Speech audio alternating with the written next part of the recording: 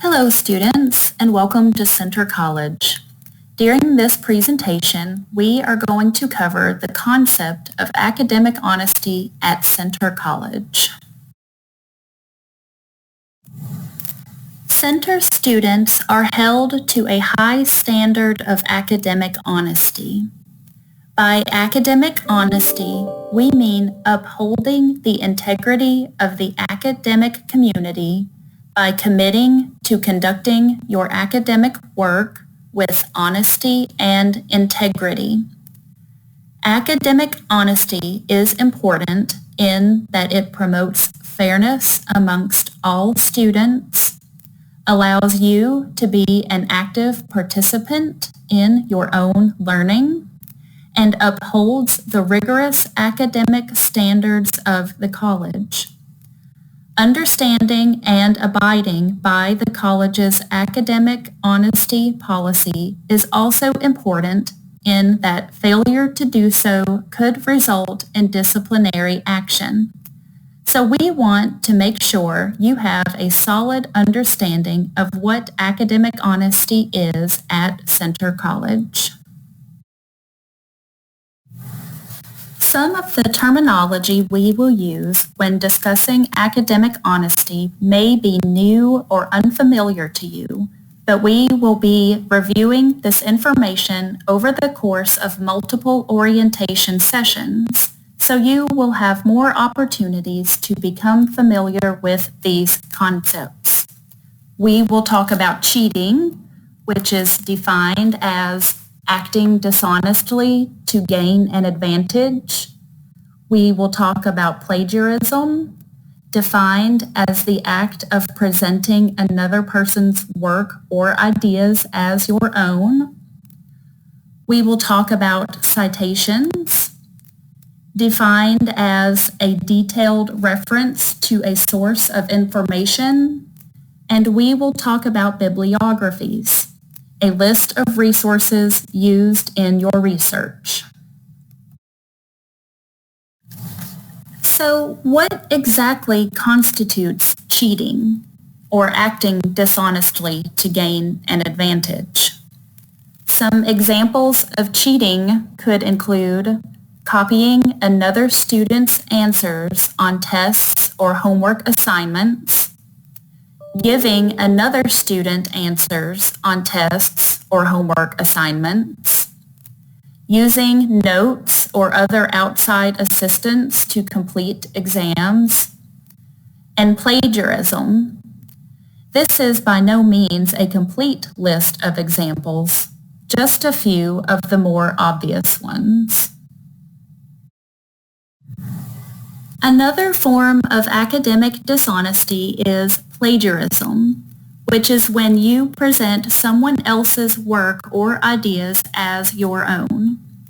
Plagiarism can be confusing because there are several different forms of plagiarism. It can be done completely unintentionally, and cultural differences can come into play. One form of plagiarism is self-plagiarism, which is using the same assignment or paper for different classes, or reusing parts of your papers without citing the original sources. Another form of plagiarism is intentional plagiarism, which is deliberately taking someone else's work and passing it off as your own. This could include buying or copying a paper someone else has written, or simply copying and pasting from one work into your own without quoting. In some cultures, it is completely acceptable to use someone else's work without crediting the source. But here at Centre, that practice is considered dishonest. You must always give credit to your sources. Another type of plagiarism is unintentional plagiarism, which is a failure to cite your sources or a failure to quote. You must always use in-text citations for any content in your paper that is paraphrased or summarized from someone else's work.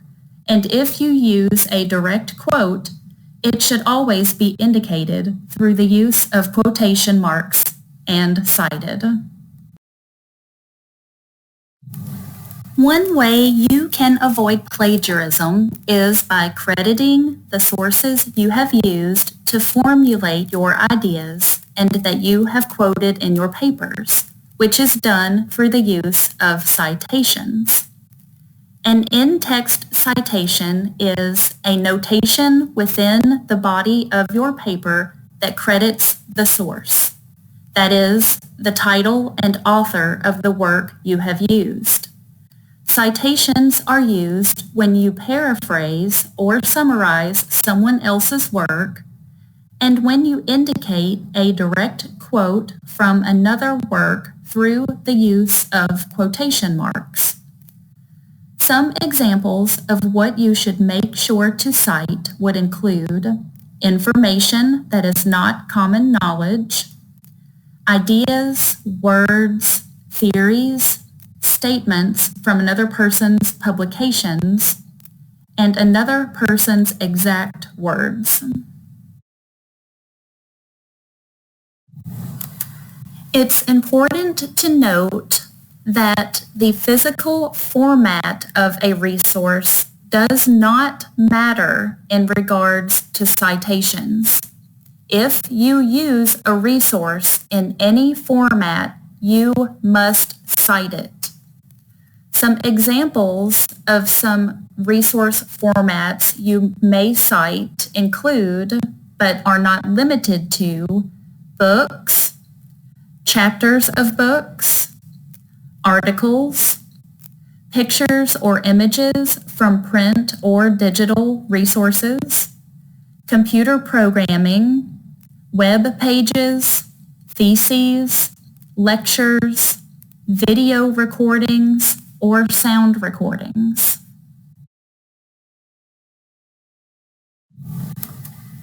Once you have completed your research, you will create a bibliography.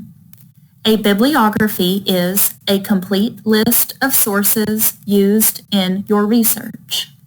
Generally, a bibliography is included at the end of your paper or in conjunction with your project if a paper is not the deliverable.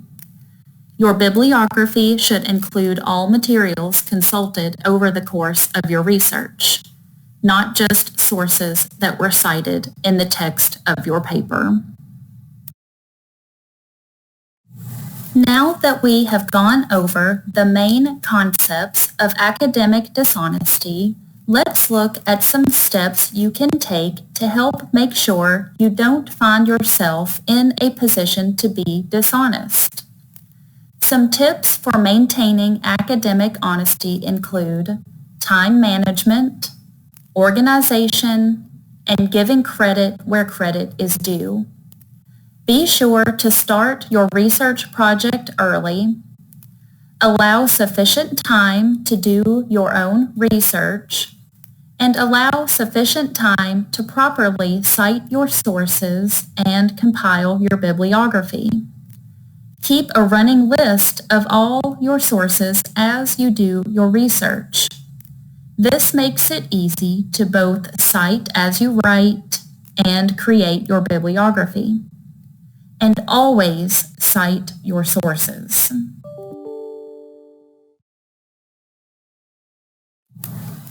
The main points to keep in mind with academic honesty are: do your own work, do not do someone else's work for them, come to exams prepared to complete the test without use of notes or other assistance, create new content for each class assignment, homework, project, or paper. Give credit where credit is due by citing your sources. And when in doubt, talk to your professors. For more information about plagiarism, citing sources, or Center's policy on academic honesty, or to contact a librarian for citation help, please visit the websites linked in this slide.